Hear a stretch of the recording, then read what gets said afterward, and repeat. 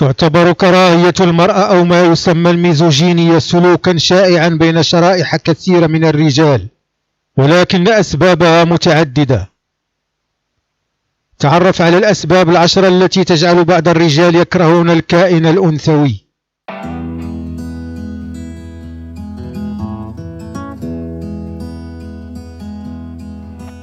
السبب الأول هو الدين، وقد عملت الأديان كلها منذ قديم الأزمنة على تحذير الرجل من المرأة، فالله في القرآن يقول عن النساء أن كيدهن عظيم، وفي العهد القديم نجد قصصا مثل شمشون ودليلة تحكي عن كيد النساء وغدرهن، بل أن المسيحية تساءلت إن كان للمرأة روح أم لا. ومرت هذه النظرة من الدين إلى الثقافات الشعبية، فوجدنا غدر النساء في الأشعار والأمثال الشعبية، فقال المتنبي مثلا: إذا غدرت أنثى وفت بعهدها، فمن عهدها ألا يدوم لها عهد. وكراهية المرأة ناتجة من الخوف منها، والخوف ناتج من الجهل بها.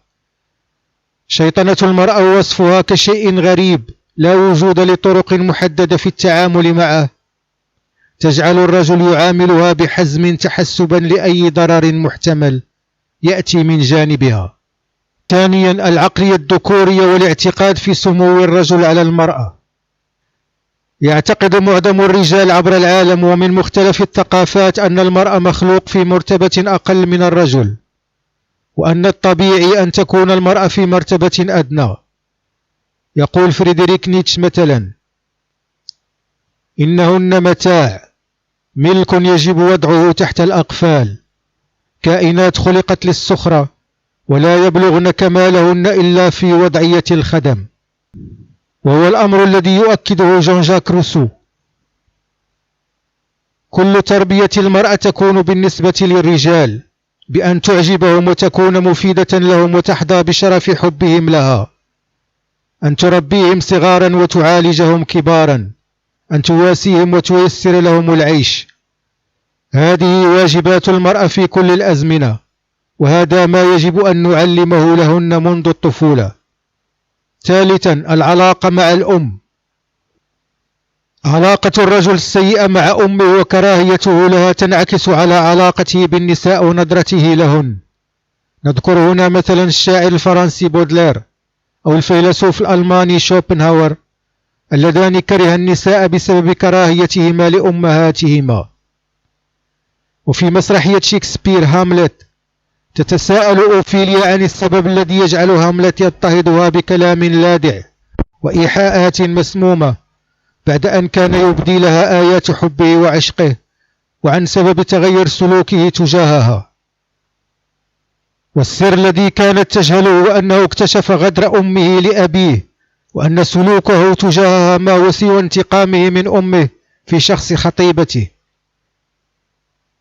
هكذا تحول هاملت من شاب محب للمرأة إلى كاره محتقر لها بسبب كراهيته لأمه. رابعا، النفور من الزواج والخوف منه. إن النفور بعد الرجال من الزواج واعتباره شرا كبيرا يهدد بزوال أحسن فترات العمر، وهي فترة الشباب والحرية والانطلاق، وتحويلها إلى سجن تصبغه الواجب والمسؤولية وتحكم امرأة واحدة في رقبة الرجل. هذه النظرة تجعل الرجل يرى المرأة كسبب وحيد للشقاء. هذه النظرة نجدها مثلا عند الكاتب الفرنسي أندري جيد في كتاب القوت الأرضي، حيث يعبر عن تقززه واحتقاره للحياة الزوجية.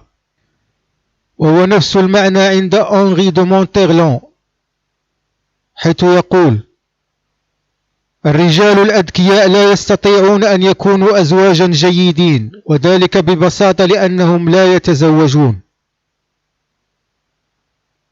خامسا، عدم التكافؤ بين الجنسين.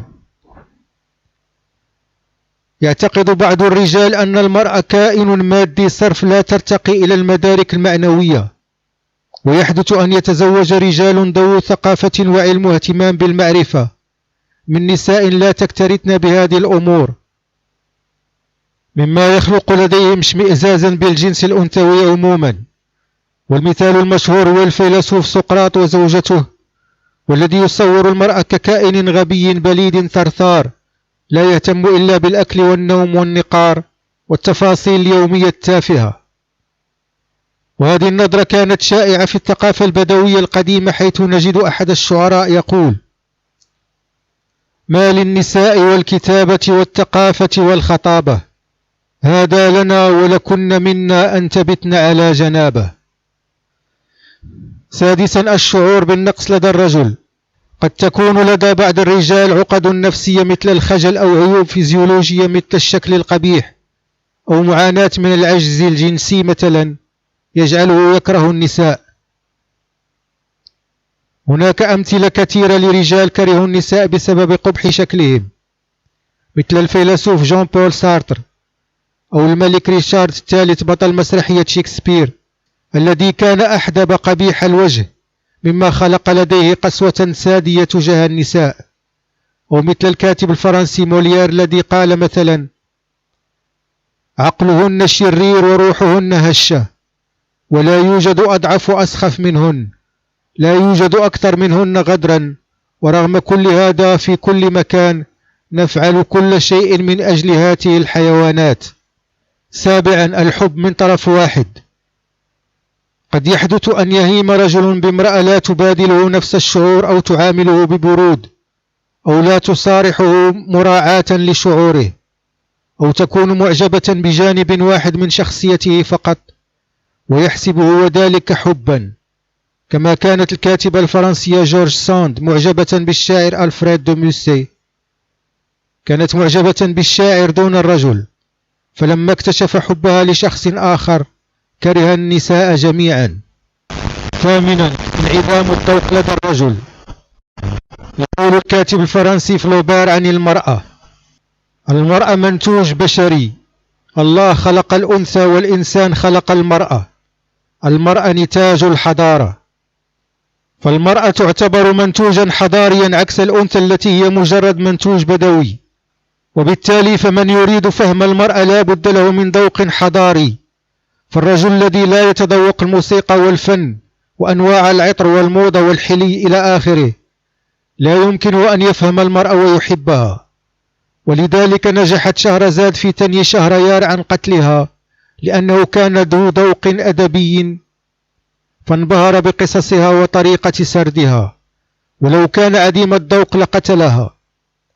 وذلك ما تخيله الكاتب الأمريكي إدغار بو الذي كتب الليلة الثانية بعد الألف، فجعل شهريار شخصا متزمتا عديم الذوق، كلما وصفت له مغامرة يقول لها هذا مستحيل، هذا كذب، فقتلها لأنه لا يعرف الفرق بين الخيال والكذب. تاسعا، التقزز والنفور من بعض الإفرازات البيولوجية في جسم المرأة مثل الحيض مثلا.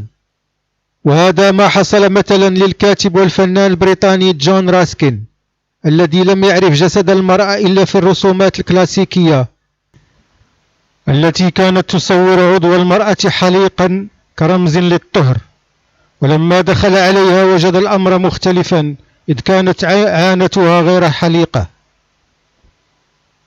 فهرب ليلة عرسه ولم يعد. عاشرا، المثلية الجنسية عند الرجال. يكون لدى بعض الرجال مثلي الجنس نفور من المرأة وكراهية لها. ليس كل المثليين طبعا، ولكن أغلبهم يكون لديهم نوع من الاحتقار والندية مع المرأة. ومعظم الأحكام الجاهزة والقدحية للمرأة أبدعها كتاب مثليون منذ الإغريق إلى العصر الحديث.